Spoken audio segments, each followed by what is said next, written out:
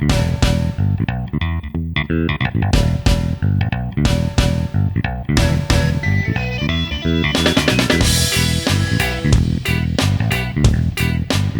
boys and girls. Welcome back. It is week 7 of the college football season, week 7 of the Carla and Crappy Show for this season.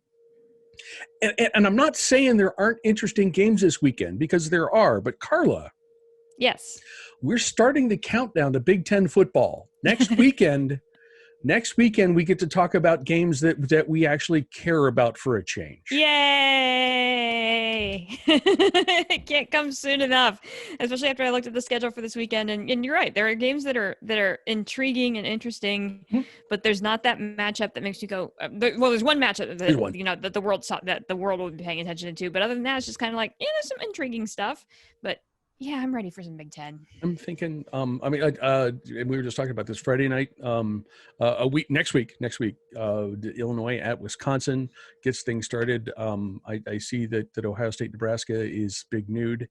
And then at 3:30, among the other games, Penn State will be in Bloomington, with that crazy offense that they have there that gives everyone fits. That's a terrifying opener, not gonna lie.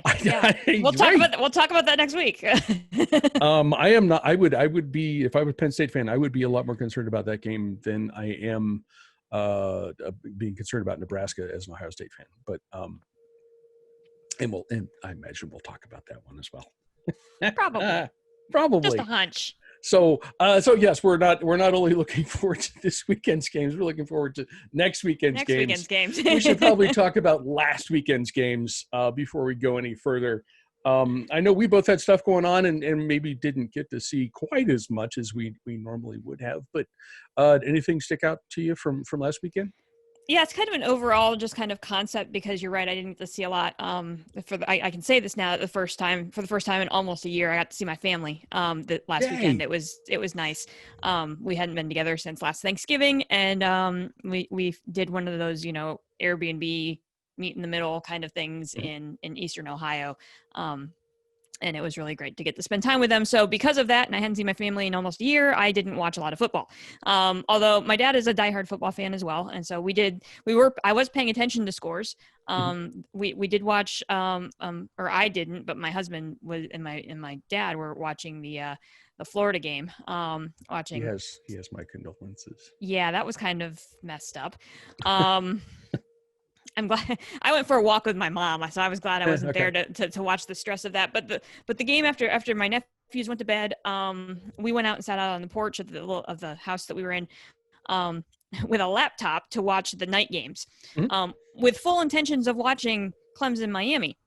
Yeah, and watching and keeping an eye on that score, because the kids are older now and they stay up later, and so we were watching the scores on our phones, going, that game's not very interesting at all at this point. And this other one. And this other one is. Yeah. And so we went out on the porch expecting to watch Clemson, Miami, and ended up watching Alabama, Ole Miss. And that's kind of my overarching thing here, is I wrote down in my notes here, because I didn't see a lot of football, but based on what I did see and scores that I watched, I think until the Big Ten gets started, we've got a clear number 1 in the country right now. Yeah. Based on what I saw last week, or what I didn't see, but I went back and watched the highlights of the Clemson game. I mean, Clemson made Miami look like pretenders. We did the pretender last week. I mean, Clemson just made Miami look like an absolute pretender out there on the field. They were running all over them. Travis Etienne had almost 150 yards. The Miami defense just flat out looked lost on a lot of those plays. Yeah. And the Clemson defense held Miami to 9 first downs, while the Clemson offense racked up 34. Like, that's going to be a losing effort every single time. Yeah, and impressive. I mean, and Miami only had 210 total yards, and so and then you flip over and watching that Alabama game, and like put that game in the Big 12, for crying out loud. I mean, no defense at all in that game. And so I'm looking at this, and we're gonna talk more about Alabama later. But I'm scratching my head at that Alabama defense. Where'd it go? Yeah. And based on how many yards they let Ole Miss, it was a flat out shootout. You felt like whoever had the ball last was gonna win the game, and that's almost what it came down to. Mm-hmm. I think Clemson's shoulders above at this point. If they were going to go to head to head, I'd pick Clemson without hesitation. Yeah, I would at too. this point. And that surprises me a bit. But I think that's kind of where we are. And I want to hold some thoughts on Alabama until we get to them a little bit later. But sure. But yeah, I think this is my week of the unexpecteds. I think where I'm headed this week based on some of the stuff, what games we're gonna be looking at for this weekend. There's a lot of head scratching things kind of going on. Yeah. And this is one of them, but Clemson's the number one team in the country, and I don't hesitate to say that one bit. I'm good with that. God, can you imagine what the defensive practices at Alabama were like this week? Because Nick being a defensive guy, basically, that could not have been pretty. I mean, yeah, I'm sure those guys were thinking that when they came off the field. Actually, we won the game and everything, but oh my God, this week is going to suck. Mm-hmm. And it's striking. You and I. We've spent a lot of time so far this season talking about the lack of defense in the Big 12, Georgia, with being the exception, defense in the SEC is not where you would expect it. And especially with, given that, practice time maybe is inconsistent and you don't know what's going on with schedules and stuff gets moved around and it's defensive schemes are easier. It's read and react, and it should be easier to play. But I mean, Alabama's effort against Ole Miss was awful. Yeah. We talked about questions of Florida's defense, and that was before last week. LSU has paid a lot of money to Bo Pelini to be his defensive coordinator. And, when your head coach says your defense is embarrassing, you got to wonder, is Bo, are you going to make it through the season there? I'm not sure. Mm-hmm. There are two conferences so far that don't seem to understand how to play defense. I'm not sure why that is.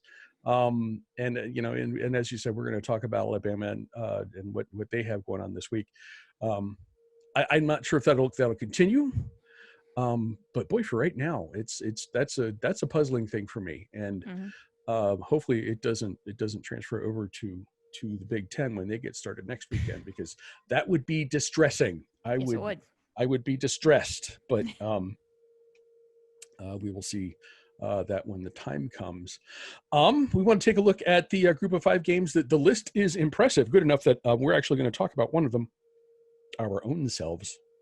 But AJ should have an excellent lineup this week. AJ? Hey everyone, it's your buddy AJ here with your Group of 5 report. We have a lot to cover this week because we have 3 different days of football to talk about. I did not believe I would say that in the year of our Lord 2020. We're going to start on Thursday night with Georgia State at Arkansas State, 7:30 p.m. on ESPN. Arkansas State's favored by 3.5. Over-under on this game is 72.5. It is only right that the Big 12 runner-up wouldn't play any defense either.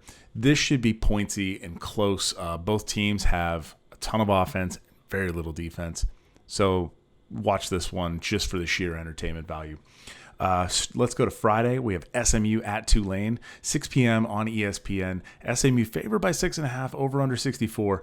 The Ponies put up points and have just enough defense to win. Weirdly, they don't give up a ton of points. They give up enough, but they don't give up more than what they score. They're doubling up their opponents right now. Tulane is literally riding the wave. They do not have much of a defense. They also don't have much of an offense, so they're just trying to outscore the other team by any means necessary because they know that they're not really going to stop that. I expect SMU to win here. Let's move to BYU at Houston, 9:30 p.m. on ESPN. BYU favored by 5.5, over under 62.5. BYU slipping. They slipped up against UTSA, hung on to win. Houston came out in their first game of the season and absolutely destroyed Tulane. Tulane came back with a couple garbage time scores. But that score was very misleading. That game was far, far wider than the score would appear. This should be BYU's biggest test until Boise, but I expect BYU to win. Gunnar Romney and Zach Wilson are so fun to watch. Let's move to Saturday. Carla and Crappy will be talking about this game. Cincinnati at Tulsa at noon on ESPN2. Cincinnati favored by 3, over under 44.5. If you would like to watch an SEC football game, this is the game to watch. Tulsa does not put up a ton of points, but they held Oklahoma State to 16 points, and they've beaten UCF. They're better than their record shows. This should be fun. I expect Cincinnati to win and probably run away with the AAC, but this should be a great game. That's at noon on ESPN2. Army going to San Antonio to play UTSA at 1:30 on the CBS Sports Network. Army favored by 7.5, over under 49. Do not sleep on the Roadrunners. They have lost their last 2, but they're absolutely putting a scare into everybody. Army should win, but this should be closer than the line says. I don't know why it's 7.5. UTSA plays really good football. Let's go to 3:30 p.m. on ABC. UCF at Memphis. UCF favored by 3.5, over under 73.5. This is the kind of football that puts a real joy into my heart. All gas, no breaks. Both teams coming off of a loss. They're both looking to get back into the mix in the AAC. UCF losing, as I mentioned earlier, to Tulsa. Memphis has been on and off the field, literally. They've had multiple games canceled due to COVID and contact tracing. So this should be fun. Good to see both of them get on the field, and both really great to see that game on national television. That's right, Pointsy football on national television 2020. Thank you, AJ. Let's keep this the group of 5 magic going with our first game. We begin in Tulsa, Oklahoma at noon on Saturday. Number 8 Cincinnati at Tulsa, unranked Tulsa. This is one of those interesting ones if you're kind of looking at favorites and stuff. Cincinnati's favored by 3. But if you look at ESPN's matchup predictor, Tulsa's favored by a 60-40 margin. So that sort of got my attention as I started to dig into this today. What do you think about this one? That's exactly the stat that I wrote down too. Okay. Was the fact that Tulsa has a 59.3% chance of winning, and my notes literally right after that say, why? When you look at these two teams statistically, Cincinnati is the better team here. Mm-hmm. Across the board.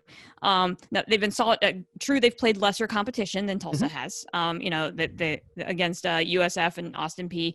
But they also handled Army's option, which we know is tricky. We talked about that game, yep. And they handled that quite well. So Cincinnati's sitting at 3-0. They're looking like a pretty good team here.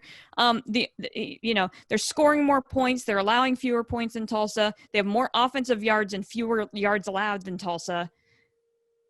Am I missing something here? That's and that's why I kept scratching my head. And so the only statistic that I could find because there aren't a lot of write-ups about this game. Remarkably, the national media doesn't care a lot about this game. Because I did every search I could think of to try to find some early game previews. It's Tuesday and I can't find any, which is shocking. So I'm going based off of stats because that's all I've got to work with here and past game coverage. The only thing that I can think of is the fact that Cincinnati quarterback Desmond Ridder, he's got 6 touchdowns but 4 picks. And that was kind of a complaint about, or if there's not a complaint, but just kind of a challenge that he has is that he does have a propensity of turning the ball over a little bit. And so maybe that's what they're seeing here, but I really don't know. And yes, Tulsa's a good team. It's their first home game. It's homecoming. Okay, so I'll give that to them. Okay. But they're better than their 1-1 record indicates because their one loss was to Oklahoma State, and that was a game that they were in. And they beat UCF, but they actually had and ended UCF's home win streak at 21 consecutive games. And they had to rally from 16-0 down. They were trailing in the first half of that game, 16-0, came back and won that game. And we were watching that game together on the text chat. Yes. While that game was last week, 2 weeks ago. I'm not sure why Tulsa is getting almost 60% chance of winning this game. I think Tulsa's good, and I think they can play up, and but I think Cincinnati is good too, and they've proven that.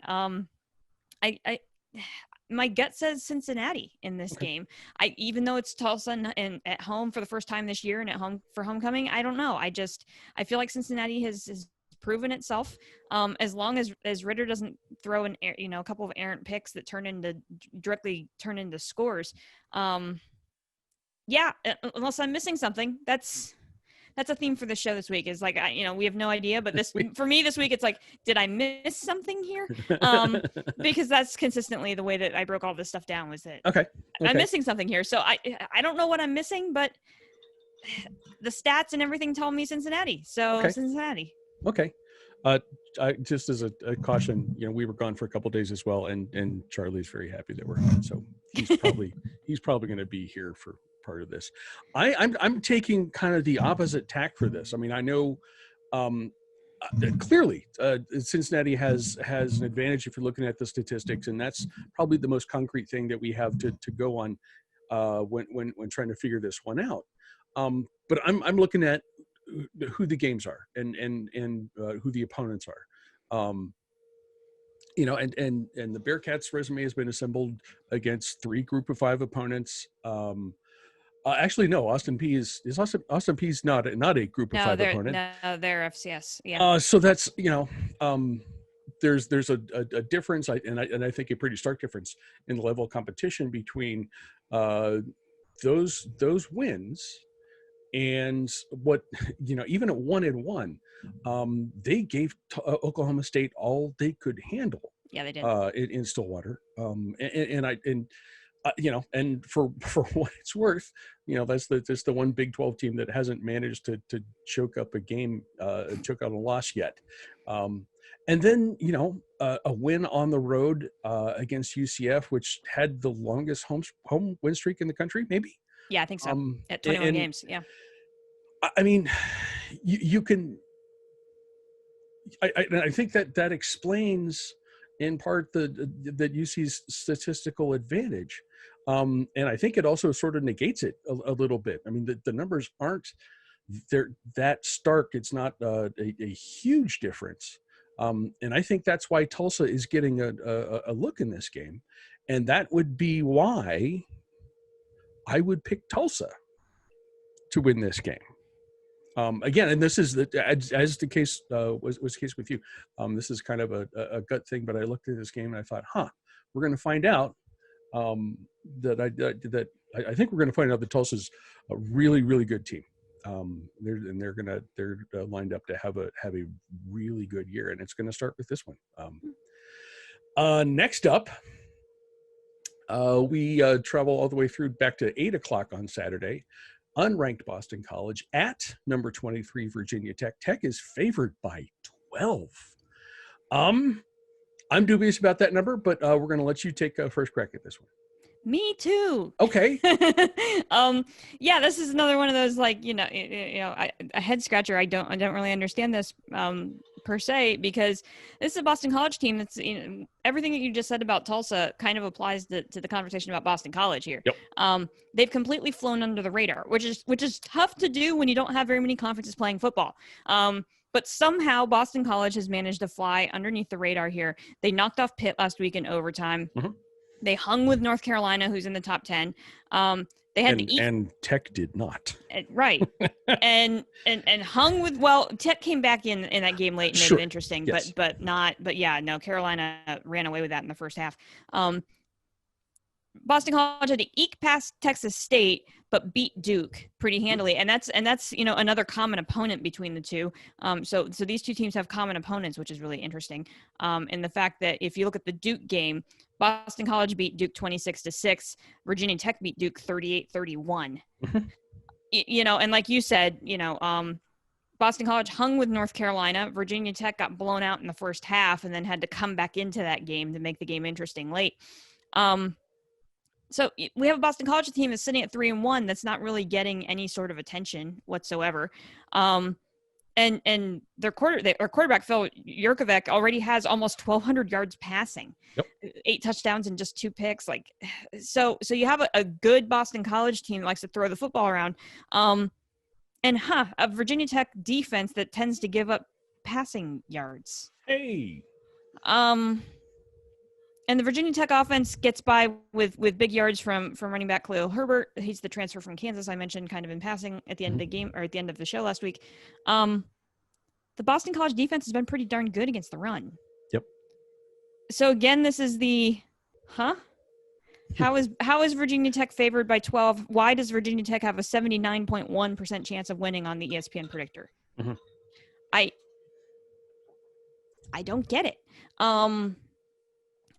I don't know whether or not I have the courage to say Boston College is going to win this game outright, but I definitely think this is going to be a much closer game than that line. I think Boston College is being disrespected by that line. I think they common opponents, they've had the better outcomes, even with some, even with losses. This game's going to be close. That's the only way that I can figure that out. And I still think, I mean, even with everything I said, I think it's still definitely Virginia Tech's game to lose, but I think this game is much, much, much, much closer than anybody is giving Boston College credit for. Boston College is a decent football team in the ACC. They deserve more than a line of 12. I think this game comes down to a kick. Like, okay. I really do. I think it's going to be close enough. Virginia Tech ekes it out. Okay. Maybe. Okay. And that's a coin flip for me. Like, when I look at the stats, I should pick Boston College to win this game. I just don't know. Again, this is the what am I missing? Okay. So I'll go Boston. I'll go Virginia Tech. But okay. You gave us Jurkovic's stat line. He's a Pittsburgh kid, by the way. And I think that was something that I made a note of. The other stat line. If you think about Virginia Tech, you think about defense. And this Virginia Tech team is giving up 37 points a game and nearly 500 yards of total offense per game. That is a shadow of the school, at least the school's reputation. And Beamer ball. Yeah, exactly. I look at what BC can do with a slightly pass heavy offense. Against a defense that's giving up that many points. I'm giving Boston College a little bit of extra credit because I don't think home field advantage is this year is what it has been in the past. And Lane Stadium is a ridiculous place to play at night. And that's not as big a deal this year, I don't think. I mean, if this was a gambling show, I'm absolutely taking Boston College at the points because a 12-point spread in this game is ridiculous. It's not a gambling show, so I can comfortably sort of. I'm gonna say Boston College is winning this game.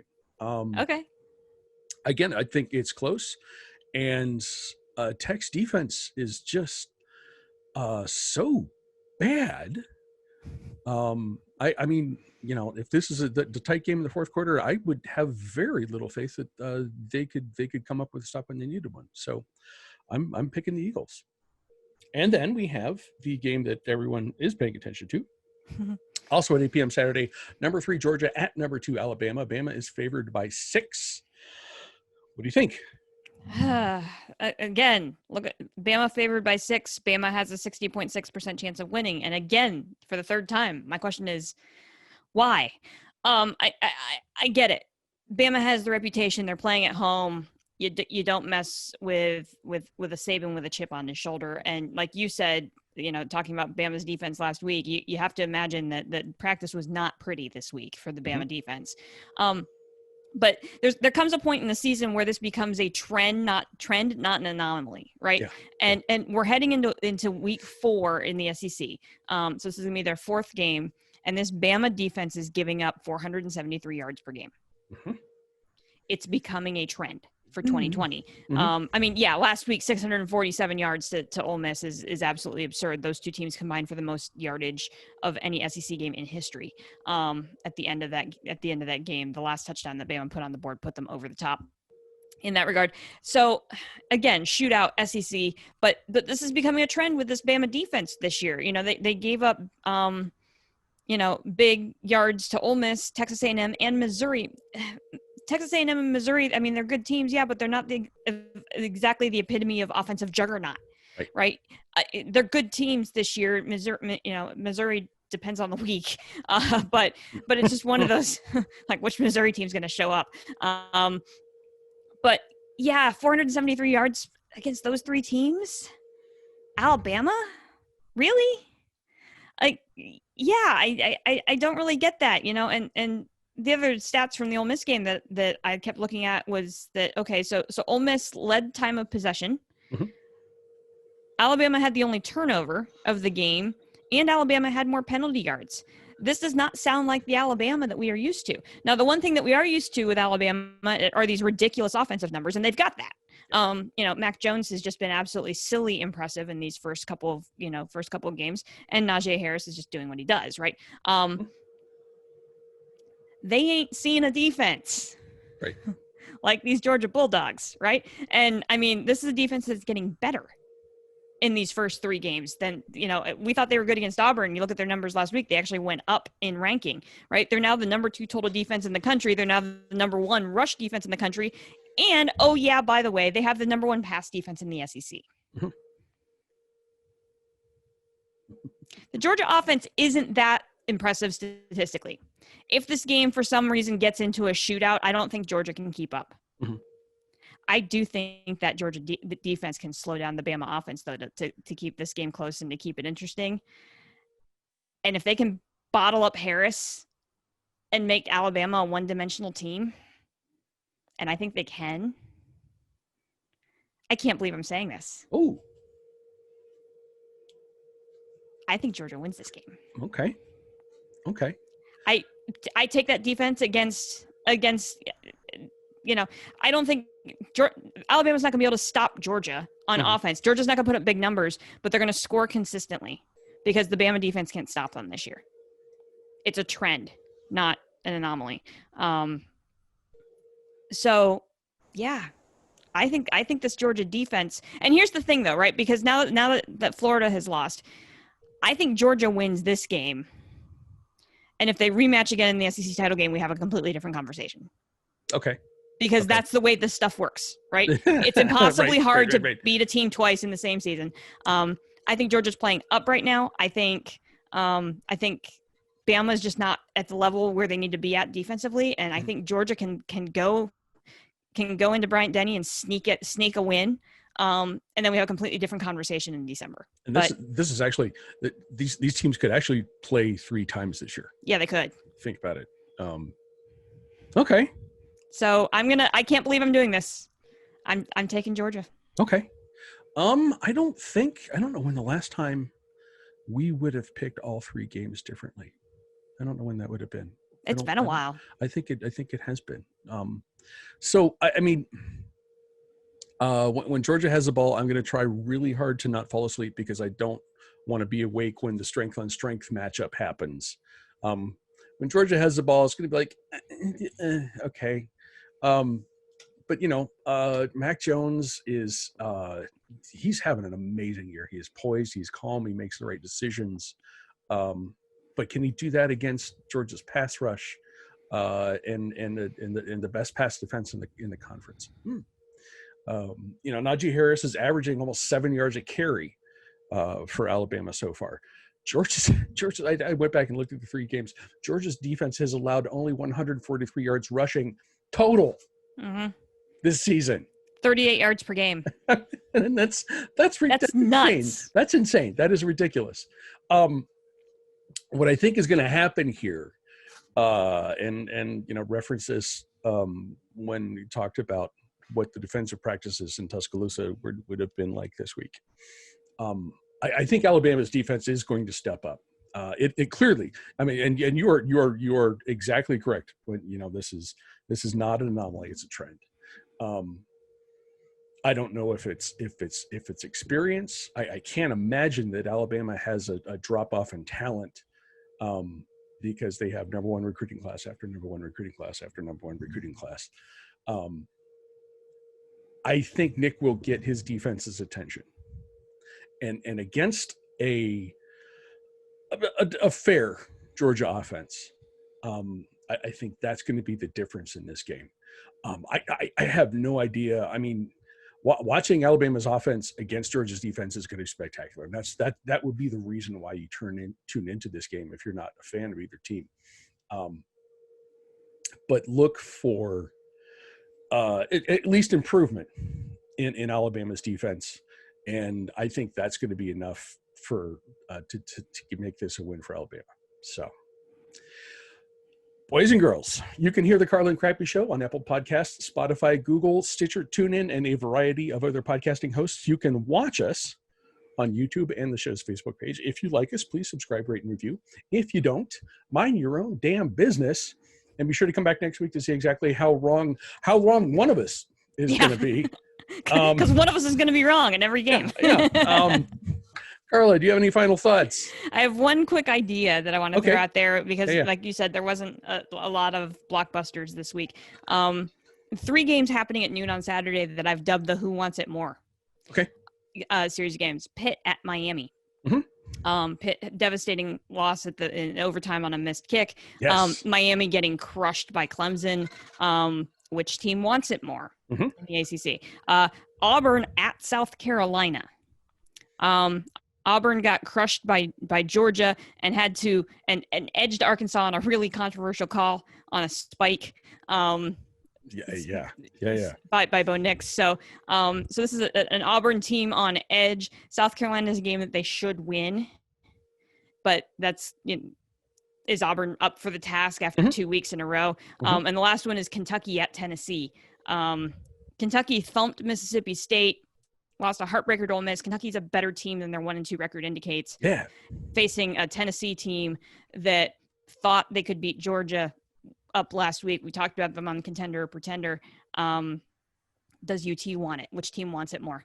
Playing on Rocky Top, I give the edge there probably to Tennessee, but I think that game's going to be way, way closer than people think. So those 3 games are just, and they're all at noon. So just have your thumb ready and keep an eye on all 3 of those games. I think you could see some really interesting outcomes out of those games. That sounds good. For those of you who are listening rather than watching, I should point out that Carla is wearing a Pittsburgh Steelers shirt. I am wearing Ohio State gear. I almost went that direction. Because the 3-1 Browns are at the 4-0 Steelers on Sunday. Opening line was 4 points. It's now down to 3.5 with Pittsburgh being the favorites. Carla? Well, I mean, who you got? The Steelers are 4-0 for the first time since before I was born. Not by much. 1979 was the last time they were 4-0, and I was born shortly thereafter. So I don't remember a 4-0 Steelers team. So I'm enjoying this. Of course, I'm saying the Steelers win this game. I am just happy that this has the potential to become a rivalry again. I've missed this rivalry terribly. I refuse to get on the bandwagon that the new Steelers rivals are the Ravens. I don't like the Ravens either. But this is the AFC Central, AFC North rivalry. Right. I got you. This is the true rivalry, right? It's the one we've all grown up with, and I am just absolutely thrilled that this game means something on Sunday. But here we go. Let's play some Renegade. And Claypool, what a performance on Sunday. I watched part of that game with my dad on Sunday, and that was pretty impressive. The last time that a rookie scored 4 touchdowns for the Steelers was a long time ago. So there's reasons to be excited. I'm feeling pretty good about the Steelers this year. If they can stay healthy, I'm feeling pretty good about my Steelers this year. So I am pleased to hear you reference the rivalry. Although as a Browns fan living in Pittsburgh, I would have to say you are in a solid minority of people. Generally, you're such an outlier because people who are like mid-50s and older are the ones who still hassle me about wearing brown stuff. Everyone else is just like, oh, that's so cute. Well, and I think I moved out. I left Pittsburgh in 2010. And that was, I don't know. I still kind of felt like the Browns were still kind of the main rival, like until like 2008-ish. And then the Ravens kind of took over, but no, I'm a traditionalist. It's got it. Okay. No, we don't like the Browns. Okay. I see, Myles Garrett getting a warm welcome for his return to Pittsburgh, and just hassling Ben Roethlisberger mercilessly. Baker Mayfield, by his own admission, has not played well this year, and he is. But the offense has still been solid. The run game continues to work even without Nick Chubb. And they're finding creative ways to get OBJ the ball, which is that I think is the biggest challenge for defenses. So I'm seeing this as a and I agree with you here. I think this is a game, this is a season, and maybe this is the game where we the Browns sort of reclaim the rivalry and beat the Steelers on the road in a mostly empty mustard bowl. There are too many leaves on the trees. I won't be able to hear Renegade at my house this week. That'll come later in the season, and I'm so looking forward to that. I'm just happy the Titans played tonight, which means that, well, first of all, that means that they were able to play. So kudos to them, and they won big. And they won big over Buffalo, which was kind of a big win. 2-3, two undefeated teams. But I'm happy that they played tonight, because that means that I might actually get Steelers Browns, because I think that's the national game. And so I might actually get to see that game on CBS. Otherwise, I just have to watch on Red Zone. Every single game that the Browns have played has been televised in Pittsburgh so far this year, and it's just, and some of it is COVID rescheduling. Things have worked out that especially the week that the Steelers were supposed to play Tennessee. That game got called off, and then hello presto, the Browns are on my TV. Right. So that's a good sign. That is a sign of a team that should at least be is viewed as getting better. So yeah, go Browns. Go Steelers. Okay, whatever. Guys, thank you for joining us. Watch on Saturday to see which one of us is right and which one of us is wrong, and then we'll do the same thing on Sunday. Perhaps and that's a game that we actually care about. So we'll see how that goes. Carla, thank you once Thanks, again. as always. Cheers. Thank you, guys. Cheers. We will talk to you again next week.